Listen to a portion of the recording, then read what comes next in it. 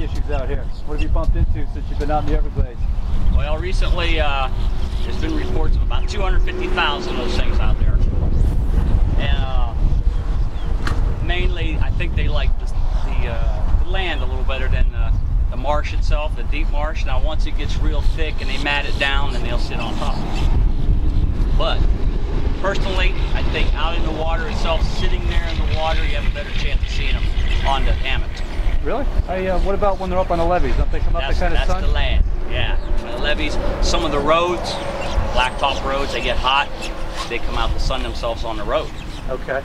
So there's a road out here at the Holy Land. Right, we just went by there, you're right.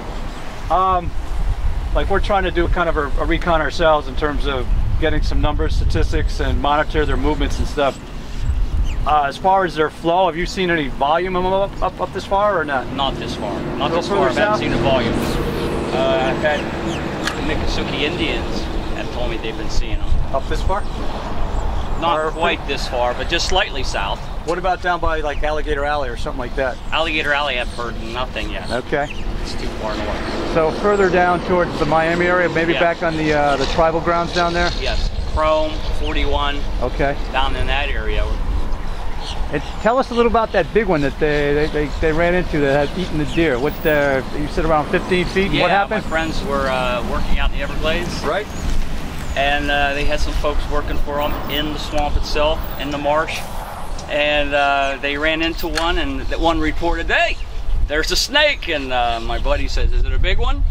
And he said, "Muy grande, big one." So they all started chattering a little bit. It was a scamper for a while. Trying to catch up with it, you mean? Yeah, and the guys got pretty nervous with that thing in the water.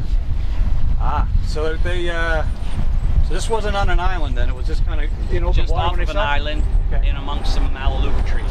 Wow. So how did they get close enough to, to capture it? It did not run too much. It wasn't that shy. It was pretty bold. It just, it was there. It didn't aggressively come after them, but they weren't taking the chance. That's not good. The thing's not running away. It's coming at you, or just he's not afraid of you, right? Right. It didn't really move that much, though. They saw it. It actually had a big lump in it, and it was a deer. They found out, 76-pound deer. Wow. So I mean, if it can take a deer that size, a small child, small person. Now, how long had it been? Do they guess since it had gotten that deer, captured or eaten it? Well, it was about 4 or 5 feet down, right in the body. Okay.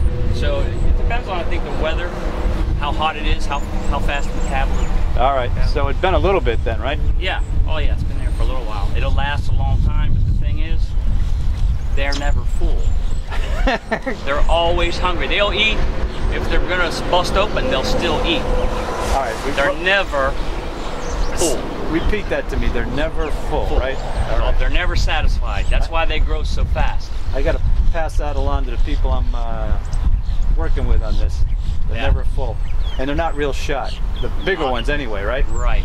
Wow. Out in the marsh, I don't think they're very shy. You said 250,000 of them. Yeah, that's what